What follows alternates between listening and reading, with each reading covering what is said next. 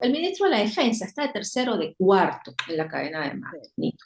Y es una persona que ha demostrado no solamente ser un traidor a la patria, sino simplemente ¿cómo es que se dice? El guachimán de narcos, de traficantes de oro, y además el que ha permitido que sus compañeros de arma hayan sido torturados, violados y además asesinados, en el caso de Acosta Arévalo.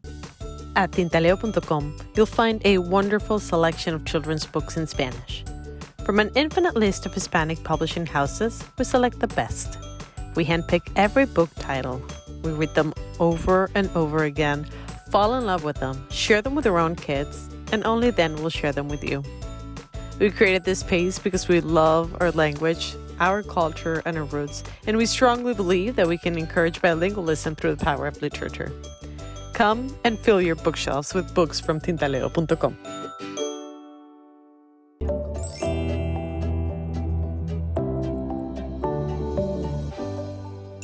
¿Qué tal, amigos? ¿Cómo están? No hace falta que me lo digan, porque sé que se sienten muy estresados. Pronto van a empezar a hacer su tesis de grado y no saben cómo comenzar, ni qué hacer, ni cómo hacerla. En este curso está la solución. Utiliza el modelo de cuadrantes didáctico, el cual es un método innovador, inédito, lúdico, sistemático, que te permitirá de forma rápida, divertida y efectiva hacer tu tesis de grado en tan solo 4 meses, investigando, jugando, aprendiendo. Mi nombre es Nelson Urbaneja y te invito a participar y vivir la experiencia en este curso especialmente diseñado para ti.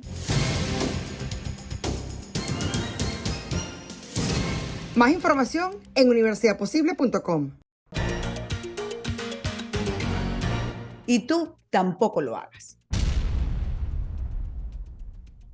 Hace unos días, la Sala de Asuntos Preliminares de la Corte Penal Internacional rechazó el pedido del régimen de Nicolás Maduro para responder a las víctimas que presentaron sus testimonios en apoyo a la continuidad de la investigación por crímenes de lesa humanidad en Venezuela.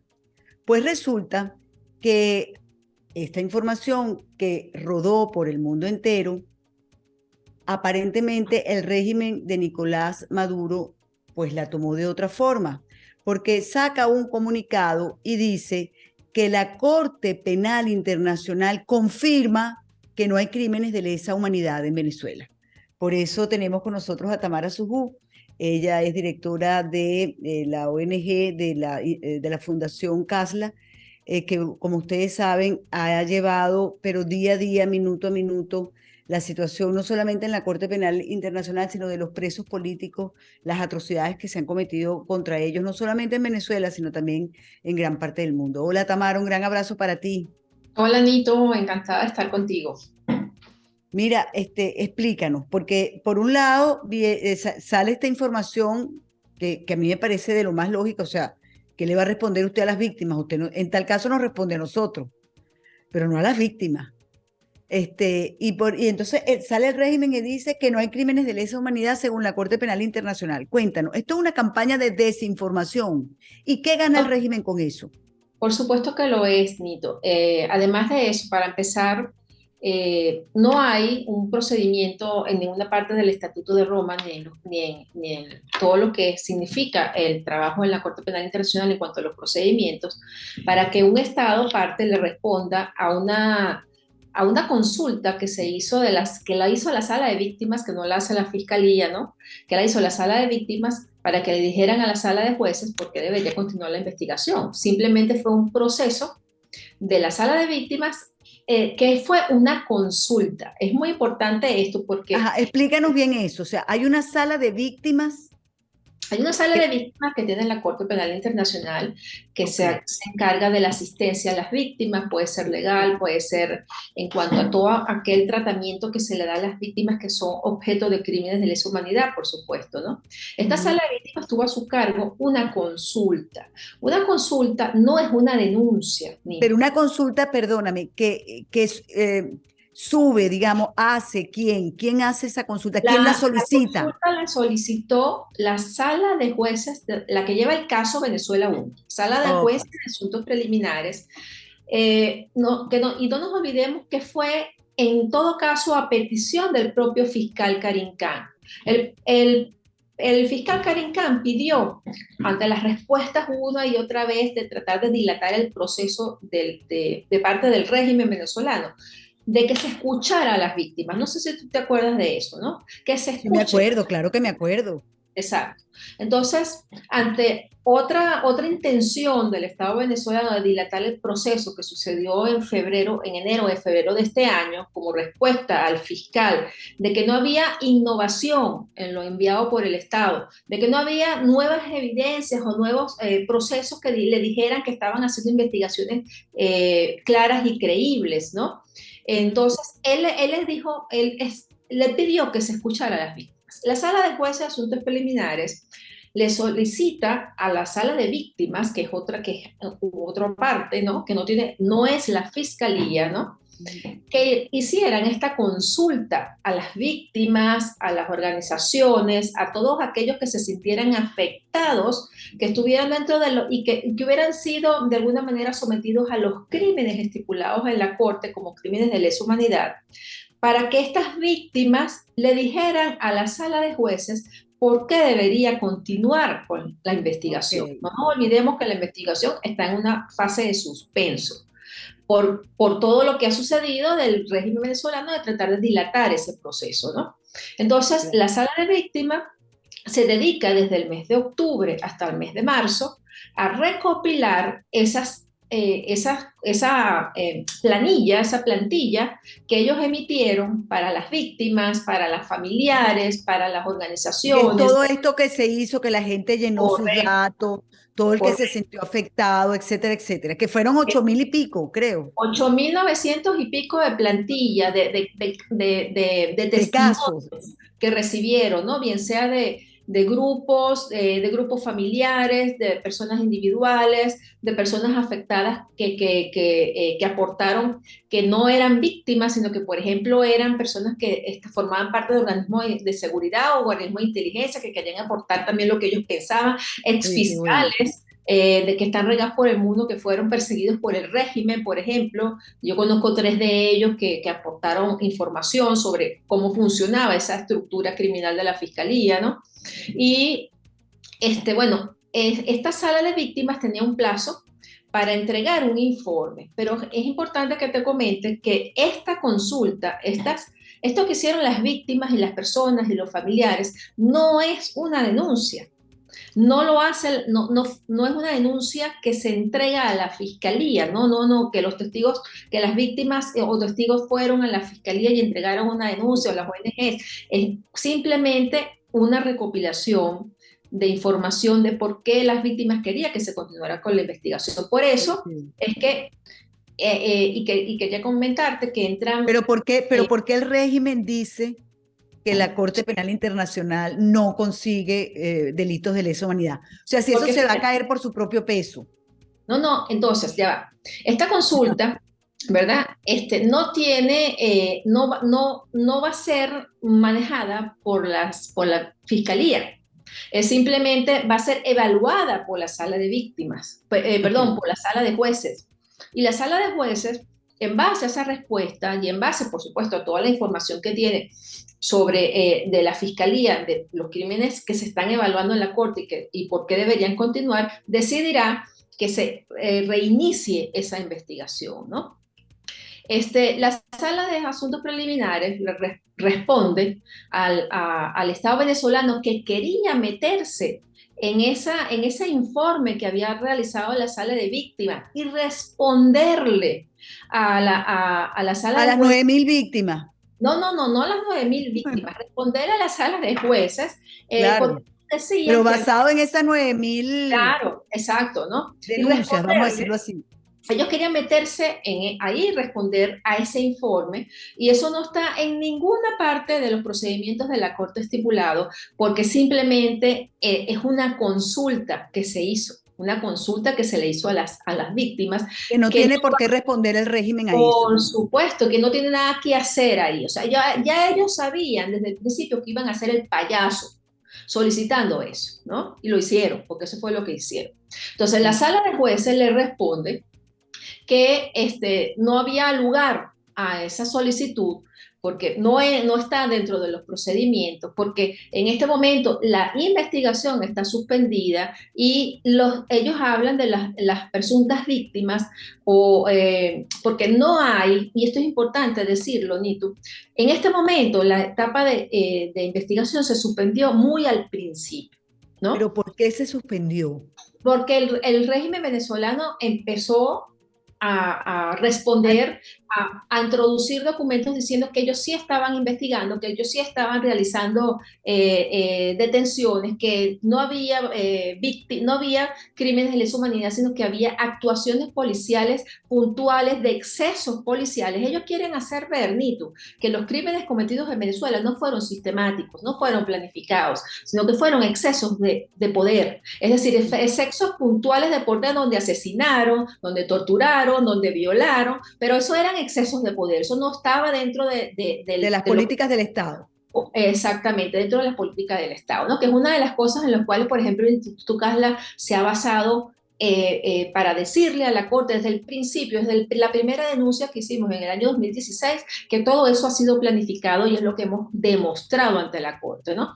Entonces, en base a eso, el Estado venezolano empezó a pedir, a solicitar plazos para introducir nuevas pruebas y cada vez que lo hacía, el fiscal le respondía que no habían realizado nuevas investigaciones creíbles, que no había nada que le dijera a ellos que estaban realizando esas investigaciones, que estaban atacando o yendo a investigar a los altos responsables, porque sí son crímenes de lesa humanidad y sí ha sido una política de Estado, ¿no? Entonces, ¿qué sucede ahora? Que el Estado dice, ¿verdad?, que está mintiéndole a la gente, diciendo que ellos siempre han tenido la razón porque es que no hay víctimas, no existen víctimas de crímenes de lesa humanidad. Es que hasta que la investigación no continúe, ¿verdad? Porque, ¿qué pasa en la etapa de investigación? En la etapa de investigación, la Fiscalía profundiza en los casos que han sido investigados en todas las fases del examen preliminar, que eran 4, lo recuerdas, ¿no? 1, 2, 3, 4. Entonces, en todas esas fases, la Fiscalía recibió casos que son potenciales de crímenes de lesa humanidad y es por eso que pasamos a la fase de investigación. Entonces, en la fase de investigación inicial fue que el Estado empezó a bombardear a la Corte con para retrasar la investigación. Es correcto. ¿Qué sucede en la fase de investigación? Pero ya va, Tamara. Te pregunto nada más. Es que todo esto sucede cuando entonces el régimen inicia una campaña de caiga quien caiga. Y entonces resulta que sabemos de negociaciones con altos funcionarios de los Estados Unidos. Y entonces se habla de que a lo mejor posiblemente yo te entrego a uno y tú me devuelves a Saab. Y entonces si tú haces esto, entonces y te vas a México y tú te comprometes a unas elecciones libres, bueno, te levantamos las sanciones. O sea, a mí todo me suena a una gran negociación que estaría como avanzando o llevando adelante el régimen. Te pregunto, ¿te suena lo que te digo o a lo mejor es que yo veo mucha película? Mira, yo no dudo de que haya muchas personas del lado de acá, no del lado del régimen, porque sabemos que el régimen trabaja todos los días para paralizar el proceso en la Corte, ¿no? Todos los días está trabajando en eso. Yo no dudo que de este lado hay personas que lo hayan planteado y lo hayan pensado, e incluso están tan desesperados algunos, Nito, por llegar a unas elecciones amañadas que sabemos que les van a dar, pero hasta con la cédula, porque es que el régimen se ha preparado durante 25 años para no perder nunca, y mucho menos ahora que están acusados, y que además de eso se están robando todo lo que quieren a calzón quitado, Nito. A manos llenas. A manos llenas, y ante la ¿cómo que es? Paralización de la comunidad internacional, ¿no? Porque pues no dan perdóname la palabra, pie con bola de qué hacer con el régimen venezolano. Entonces se les ocurre diálogos aquí, diálogos allá, con tiranos criminales de lesa humanidad, ni tú, no se negocia. Y no se negocia porque estos tipos han demostrado que son unos criminales, además funcionan como gángster, como grupos terroristas y además como gángster del narco, ¿no? Que se burlan de la gente, que se burlan de los gobiernos, que se burlan de quien mete mano, ¿verdad? Para tratar de sentarlos en la mesa con sus víctimas. Es decir, los victimarios con sus víctimas a negociar. ¿A negociar qué? Si todos sabemos que ellos no van a perder elecciones, porque primero van a ir presos, ¿verdad? Y los van a perseguir, van a ir presos y además van a perder todos aquellos negocios que tienen con mafias mundiales, mafias internacionales, que los tienen pegados a esa silla porque tienen negocios, porque le deben, porque tienen transacciones, etcétera, etcétera, etcétera, ¿no? Entonces, entonces sí te suena lo que yo te estoy diciendo. Claro, lo del régimen lo sabemos, pero hemos descubierto, digamos, en los últimos años que también del sector de la llamada oposición, que no es ninguna oposición, anda en eso. Sí, entonces, yo no lo dudo, Nito, que hay un sector de la oposición que está poniendo a la Corte Penal en la mesa. Es decir, la pone en la mesa como punto de negociación. Yo le quiero decir a todos ellos y le quiero decir a los venezolanos que ellos no pueden negociar a la Corte Penal Internacional. Cuéntanos por qué tú tienes esa certeza. No la pueden negociar, Nito, porque los procedimientos de la Corte, de la Fiscalía, son de oficio. Es decir, ya eso se inició. Ya eso es un proceso que va a continuar y que va a continuar con más evidencia de lo que ellos pensaban, con más gente y con más empuje de lo que ellos pensaban, porque tenemos un fiscal que ha demostrado que tiene los pantalones bien puestos, ¿verdad? Y que quiere conocer y que se haga justicia en Venezuela. Entonces, los procedimientos de oficio de la Corte Penal Internacional no los puede tener ningún candidato de la presidencia, ningún partido político, y mucho menos los pueden poner en una mesa de negociación. Y eso, cuando eso suceda, Nitu, cuando nosotros sepamos nombres y apellidos de esas personas, nosotros como venezolanos los tenemos que denunciar a ellos. Y los tenemos que denunciar por cómplices, porque esas víctimas, esos torturados, esos familiares de los jóvenes asesinados, esas víctimas de violación, tienen dolientes, ¿verdad? Bueno, yo denuncio ante ti ahorita ya a Prosperi, que le dijo en un programa a Carla Angola que Maduro no es un dictador. Me quiso decir que era un tirano. Si Maduro, el criminal, el jefe del DGCIN, de la cadena de mando del DGCIN, dicho en el manual de procedimientos del DGCIN y en el manual de operaciones. Si el jefe de la cadena de mando del DGCIN no es un criminal y no es un dictador, entonces ¿qué Carrizo es? ¿Ah? No, y que Carrizo Prosperi también.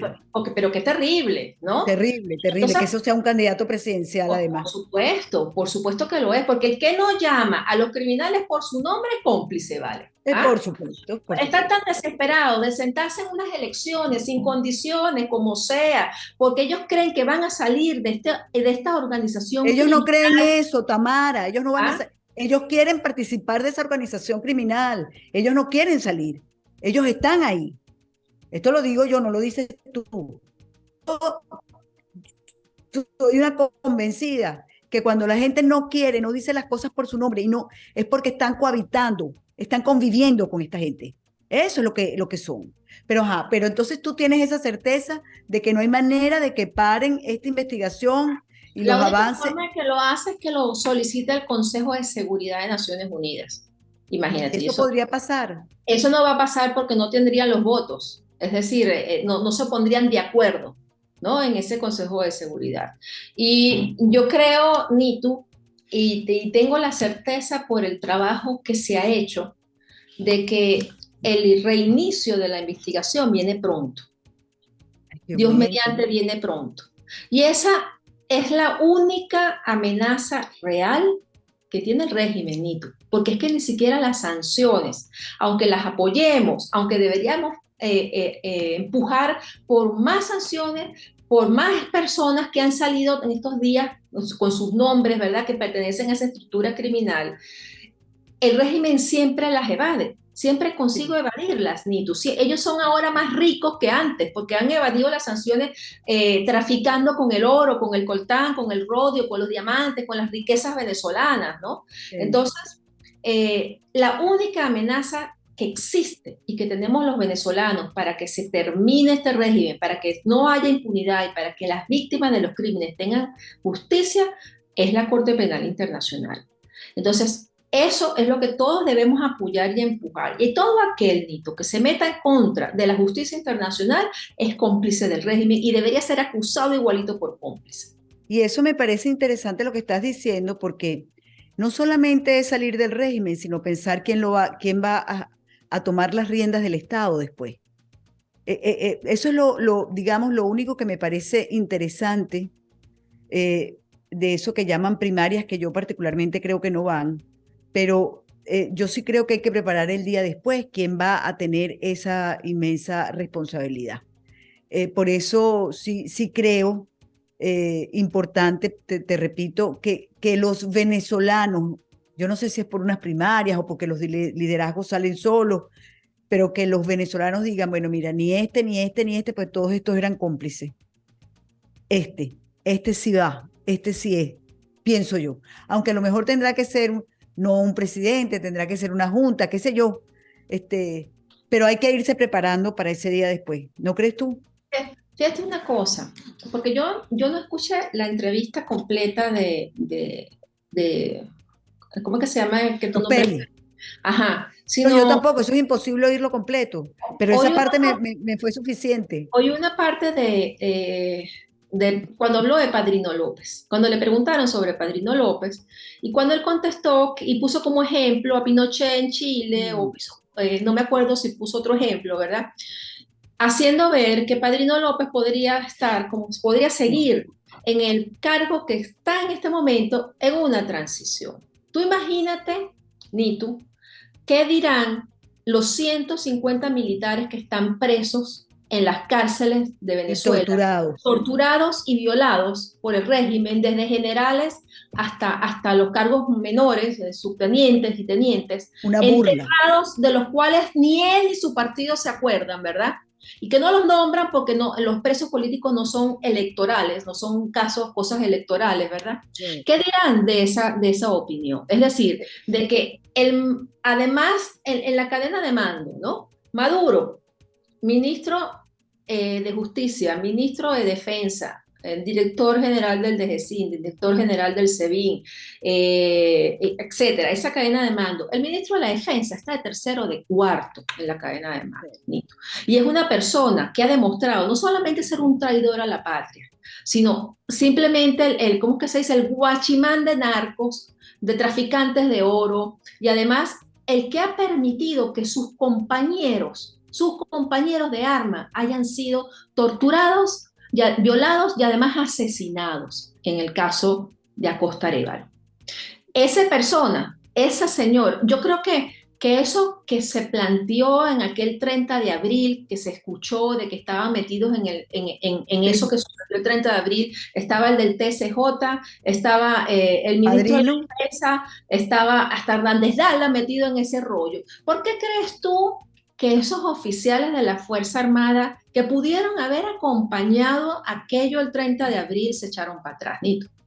Pero ¿cómo van a acompañar a eso? Porque jamás iban a permitir que aquellos que los reprimen y que los persiguen día a día, porque los oficiales venezolanos son perseguidos por sus oficiales superiores, les pinchan los teléfonos, los persiguen, les siguen a las mujeres, los tienen totalmente controlados, ¿verdad? Ellos no iban a permitir que su represor, su torturador, aquellos que han humillado a sus compañeros de armas, fuera el jefe de la transición en la Fuerza Armada. O sea que es que la cosa, lo que da es risa, y asco. A mí lo que me da es un asco horrible. Si tú estás planificando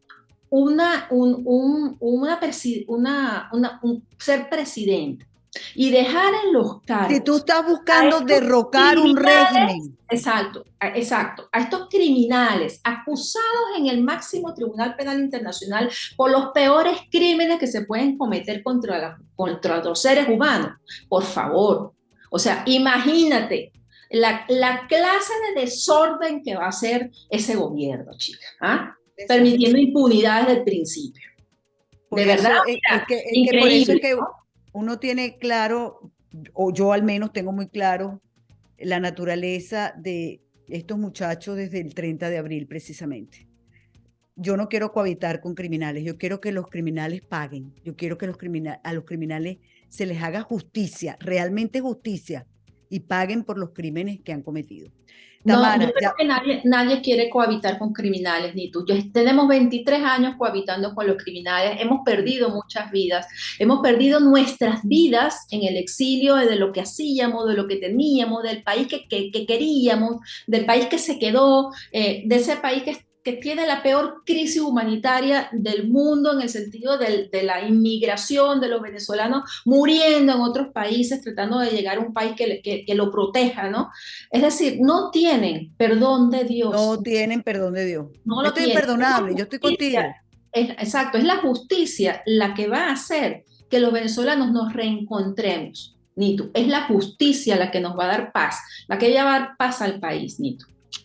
Pero tú sabes que uno a veces hablando con personas que están en Venezuela y tú les dices, mira y cuéntame, entonces me dicen, mira, aquí va a pasar como ha pasado en otras épocas. Un cabello se va a casar con una Mendoza y con un Ramos Ayub y aquí todo esto se va a olvidar, porque ya ya uno lo ve, eso es lo que me dice la gente. Uno ve que para sobrevivir en Venezuela hay que ser corrupto. Bueno, estas son opiniones que me dan algunos. Yo creo que hay mucha gente honesta en Venezuela que no acepta eso y que sigue luchando allá adentro precisamente para que eso no ocurra, ¿no? Pero esto era algo que te quería comentar, pero ya para terminar, porque es la otra noticia, vemos, y la diste tú precisamente, lo que está pasando en Nicaragua. A mí me tiene muy preocupada Nicaragua, porque en Nicaragua pasa de todo, pero no siento que hay la misma atención que hay quizás con el caso venezolano, sino que, bueno, mete preso a la gente, la metió preso, lo saca, los expatría, les quita la nacionalidad, no pasa nada. Ahora le quiere quitar los títulos de abogado a la gente, o sea, y no pasa nada. Sí, fíjate una cosa. Ajá. Lo que ha pasado con el régimen de Ortega es que Ortega no tiene las riquezas que tiene Venezuela. Ortega no reparte oro. Bueno, sí, parece que repartía oro que le mandaban los nuestros, ¿verdad? Para que ellos lo vendieran y lo traficaran por ahí, ¿no? Pero no tienen ni las riquezas ni el poder de manipulación que tiene Venezuela sobre gobiernos que son amigos, ¿verdad? Y él ha ido cerrando todas las puertas. O sea, ha cerrado todas las puertas para no escuchar a nadie. Es una dictadura cerrada. Los nicaragüenses viven en este momento en un campo de concentración cerrado, de donde si se escapan los persiguen hasta otros países, si regresan los vuelven a poner presos. Votó a la iglesia, encarceló a los padres, votó a las hermanas, está votando a Cáritas, y ahora va por aquellos abogados que defienden a los perseguidos y a los detenidos. Es decir, si tú eres un nicaragüense y tú ves y te das cuenta que ni defensa vas a tener, que si te van a encarcelar y ni siquiera vas a poder tener abogados porque los abogados están saliendo despavoridos o los están persiguiendo, ¿verdad? O le están quitando el título. Imagínate, ¿quién es Ortega para quitarle un título universitario a una persona o para suspenderle su título, ¿no? Me recuerda mucho, Nito, a la época de Havel en Praga, en el comunismo, en donde al cardenal de Praga, que no recuerdo su nombre ahorita, pero que tuve el honor de conocerlo, cuando los comunistas le quitaron su potestad de ser cura, de ser padre, de ser cura. O sea, a él le dijeron, tú no eres un padre, tú no eres un cura, tú no eres un sacerdote, tú eres un simple preso. Y lo vistieron de preso, ¿no? Y le quitaron su cargo de cura, o sea, imagínate, ¿no? Es lo mismo que está pasando con estos comunistas de nicaragüenses, ¿verdad? Que pretenden quitarle la personalidad de lo que son a las personas. Bueno, pero si le quitan la nacionalidad, ¿cómo no le van a quitar un título universitario? Correcto, o sea, en nacionalidad y además ahora pues persiguiendo a aquellos que pueden defenderte. Entonces el mensaje es que ni siquiera vas a tener abogado si yo te pongo preso, ¿no? Imagínate el grado de terror que deben estar viviendo los nicaragüenses, ¿no? Y tú me cuentas, oye, pero ¿y qué pasa con la comunidad internacional? Qué buena pregunta, ¿no? O sea, ¿Qué puede hacer la comunidad internacional en este momento ante un régimen cerrado? Pero un régimen cerrado, Nito, importante en el sentido de la persecución política, porque este régimen cerrado recibe dinero del Fondo Monetario Internacional, está en organizaciones de Centroamérica, del cual forma parte, incluso del cual a lo mejor preside, con otros países centroamericanos, ¿verdad? Que son democráticos, ¿verdad?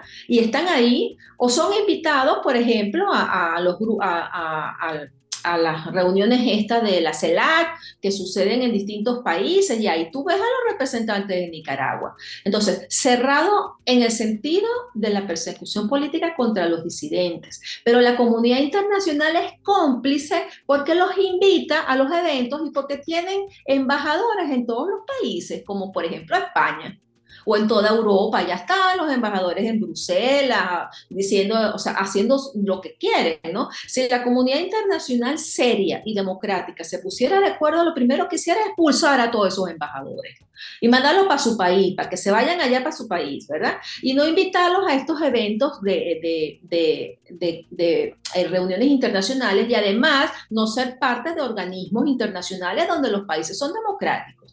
Pero somos una sociedad de cómplices, Nita. Somos una sociedad de cómplices. Aquí no está ahora la embajadora de Maduro. ¿Ah? En España. Ah, sí. La embajadora de Maduro, y tú la ves que se presenta en todas partes con su pinta. ¿Y qué pasó con eso? Por ejemplo, ¿no? Entonces, pero fíjate, volviendo al continente, Santiago Peña acaba de salir electo presidente en Paraguay. Paraguay. Y lo primero, o una de las primeras cosas que dice es que él va a retomar relaciones con Venezuela y con Nicolás Maduro. Uno puede entender que Paraguay está rodeado de una órbita izquierdista, y que bueno, y que si el mundo entero está reconociendo a Maduro, ¿por qué no lo va a hacer él? Sin él ser comunista, ¿no? Pero eso es eso que tú dices, no, la comunidad internacional no reacciona, sino que bueno, me apego. Convive. Y entonces permite que los dictadores crezcan, Nito, y que los dictadores cometan crímenes dentro de sus países y afuera se la echen de democráticos y de buenas personas, ¿no? Y así nunca América va a salir de sus 3 dictaduras más duras, ¿no? De la cubana, de la venezolana y de la nicaragüense, ¿no? Y Así Bolivia es. va por ese camino. Pero entonces, bueno, Bolivia, tú lo escuchas a los políticos de los distintos países diciendo que no, que Bolivia, eso no es una dictadura, que ellos viven en democracia, que no sé qué, pero perdóname, están persiguiendo toda la disidencia, ¿no? Ahora, si hubiese una sentencia contra Nicolás Maduro y su régimen por parte de la Corte Penal, ¿eso no podría cambiar un poco el panorama o la visión del mundo contra estos dictadores? Precisamente porque, no sé, tú me corriges, creo que es la primera vez que se hace un juicio a un presidente en ejercicio, a un mandatario latinoamericano, perdón, en ejercicio. Exacto, en América Latina sí. En América Latina, por eso. En América Latina. Sí. Importante esto, no un juicio, Nito, porque yo el juicio todavía no lo veo cerca, ¿no? Lo veo un poco más alejado. Pero en la fase de investigación, que es la que queremos que todos los venezolanos que continúen, en cualquier momento del proceso de la fase de investigación, si la fiscalía lo considera necesario, puede solicitar una orden de comparecencia o una orden de detención, dependiendo del momento y de las circunstancias. Si ellos consideran que los crímenes continúan cometiéndose, si consideran que la persona no va a comparecer en la Corte Penal Internacional si es citado, o si obstaculiza la justicia internacional. De todos estos casos, por lo menos 2 ya están sucediendo, que es la continuación de los crímenes de lesa humanidad que continúan todos los días en Venezuela, y la obstaculización de la justicia internacional, que es lo que están haciendo con estos procesos de dilatación. En cualquier momento del proceso de investigación, la fiscalía puede solicitar órdenes de comparecencia u órdenes de detención. ¿Tú te imaginas que saliera una orden de detención contra Nicolás Maduro? ¿Qué dirían sus amigos? ¿Qué diría el presidente de Argentina, el presidente de México, los presidentes que lo apoyan, que lo alaban, cuando el presidente de Venezuela, el usurpador presidente de Venezuela, porque ya nos olvidamos de llamarlo usurpador y sigue siendo un usurpador, ¿verdad? Tuviera una orden de aprehensión internacional Usurpador e indocumentado. por, por crímenes de lesa humanidad. ¿Qué dirían? O sea, ¿seguirían lo mismo? ¿Seguirían siendo cómplices de un régimen criminal, de una persona que está siendo buscada por la justicia internacional? ¿De qué lado de la historia van a querer estar? Eso cambiaría ya el panorama internacional para Nicolás Maduro. Por eso que está desesperado, Nito. Por eso es que Nicolás está desesperado en tratar de sabotear todo el proceso en la Corte.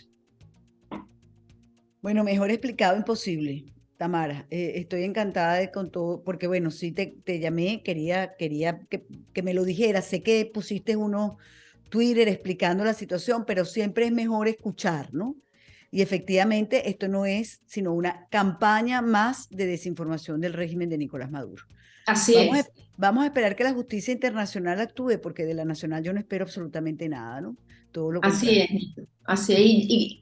Y le pido a los venezolanos no caer en el juego de la dictadura. Si hay algo que la dictadura ha trabajado todo este tiempo y forma parte de ese manual de operaciones especiales que tienen de inteligencia, es sabotearle la esperanza a la gente, Nito. Y la esperanza a la gente, es que haya justicia. Tú escuchas a cualquier persona, por muy lejos que viva en Venezuela, por muy en cualquier pueblo, hablando de la corte. Es decir, ellos ya conocen que eso puede pasar, ellos saben que eso existe. Y si hay algo que hace el régimen es quitarte la esperanza. Y cuando te quitas la esperanza, tú te entregas, Nito. Y eres capaz de entregarte, por ejemplo, al proceso de elecciones sin condiciones, sin no sé qué, porque es que no hay más nada que hacer. Tú escuchas a veces a unas personas diciendo, bueno, pero doctor, ¿y qué hacemos si es que no hay más nada? ¿Cómo hacemos nosotros si es que no hay más nada que hacer? Tú sabes ¿No? que hay una pregunta que me hizo un amigo y me pareció sensacional, porque está ahorita esto de que si no se pueden hacer las elecciones sin el Consejo Nacional Electoral, que se necesitan las máquinas del Consejo Nacional Electoral, que se necesitan las escuelas del Consejo Nacional Electoral. Y este amigo me decía, si una oposición no puede llevar a cabo unas elecciones primarias por sí solos, ¿cómo van a resolver el país? Un país tomado por rusos, chinos, el Hezbollah, el ELN, FARC. O sea, si tú no puedes llevar a cabo, realizar unas elecciones primarias, entonces tú no puedes manejar a Venezuela más nunca. Olvídate de eso. Así Y es. tienes toda la razón. Yo creo que eso es así. Por eso yo cada vez que oigo que si ahora sí se aprobaron las captahuellas, yo digo, pero si nosotros no queremos ni captahuellas, ni queremos máquinas, bueno, yo no voy a participar hasta este momento, hasta ahorita. Si las condiciones cambian, pues por supuesto que participo. Pero yo con CNE no voy para eso, porque no creo en eso. Así es. Yo creo más bien en que los ciudadanos podamos montar algo sin ese CNE. Pero bueno, eso será tema de conversación en otro momento, Tamara. Gracias un millón de verdad por habernos atendido. Sé que tu tiempo es súper estricto, pero lo hiciste apenas te llamé y me dijiste que sí, así que estoy encantada. Gracias por la explicación y los venezolanos que no perdamos la fe. Gracias. Gracias, Nito. Hasta luego, gracias. Hasta luego, nos vemos en un próximo No Callaré. Si te gustó este contenido, suscríbete a nuestro canal y activa las notificaciones.